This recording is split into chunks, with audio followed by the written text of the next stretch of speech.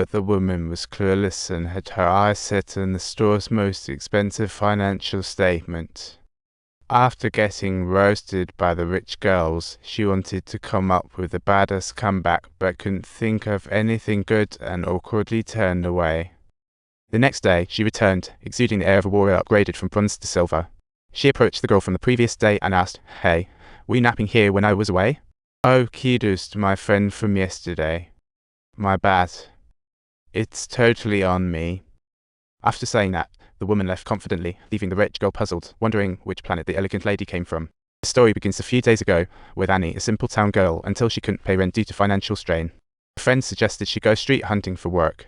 Just when Annie was torn, a luxury car appeared out of nowhere like a superhero, and her friend, with the enthusiasm of a gold digger, urged her to seize the opportunity. "Complete your first gig." She also reminded Annie not to charge less than $100, subtly implying even washing dishes costs. With her motto of "let's give it a whirl," Annie approached the car window. "Hi, seeking a date?" "No, Beverly Hills." "Can you navigate?" "Sure." $5. The guy blinked, not expecting to be charged for directions. Not wanting to miss out on the adventure, he thought, "Life's complicated," and said yes. Annie, lack of cash and all, snatched the bell and exclaimed, "I can lead the way." With a shameless grin, she added, "The rest can be my tip." Mike was amused and could only drive in the direction she pointed. Along the way, Annie noticed Mike was quite familiar with the car, thinking, "This can't be a rental, right?" But Mike, playing it cool, asked, "Have you driven a sports car before?" "Nope." "Well, now's your chance." She was so excited she could barely close her mouth, babbling about sports car specs. Mike found her enthusiasm endearing and got curious about her service level.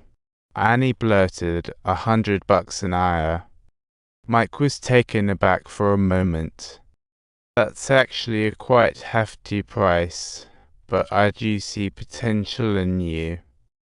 The duo arrived, and Mike was ready to head back to the hotel, but he felt a pang of sympathy for Annie.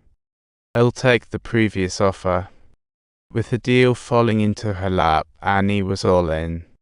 Mike draped his coat over her to keep her warm, and as they entered the hotel, she was utterly amazed. She had never seen such luxury and couldn't help but feel like she hit the jackpot today. After checking in, Mike whisked her away to the penthouse suite. Annie thought, renting a car and staying in a luxury hotel. Mike knows how to impress, but all she wanted was to get her gig done ASAP. Just as she was gearing up for work, Mike suddenly suggested they have a little chat. Though Annie didn't fully grasp the customer is king philosophy, she nodded in agreement.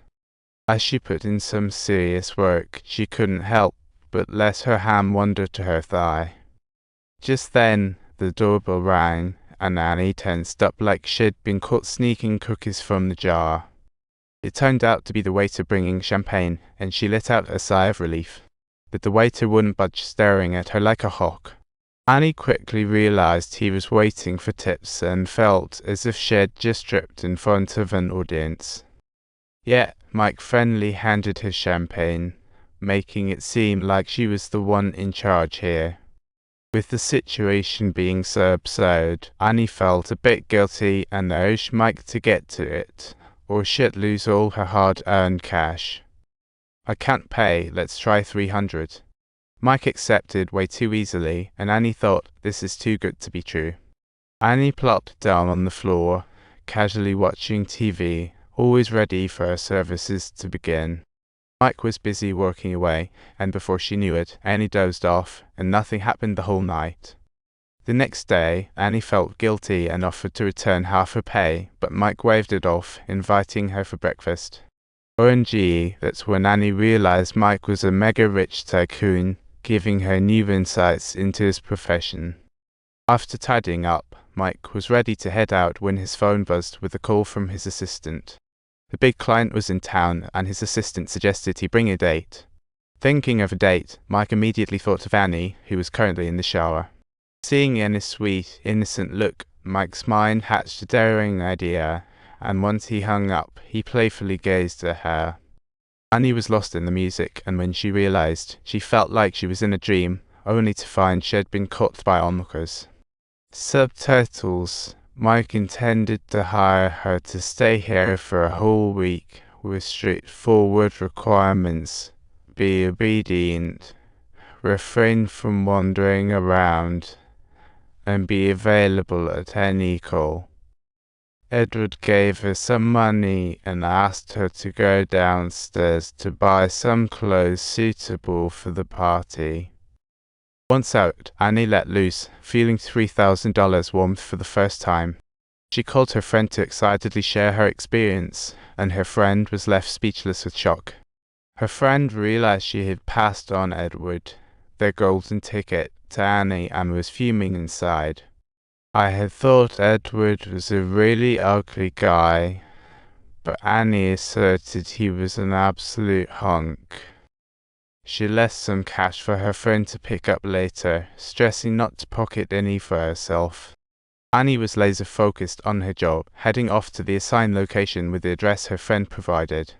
With no regard for image, she walked and instantly turned heads everywhere she went. Could I captivate them? She pondered, realizing how desperately she craved attention. Ready to face various challenges, she slowly became part of the environment, reclaiming her feminine allure. Strutting around in her finery, she thought, what an eye-catching new opportunity. Want to know what happens next with Annie? Be sure to subscribe to our channel.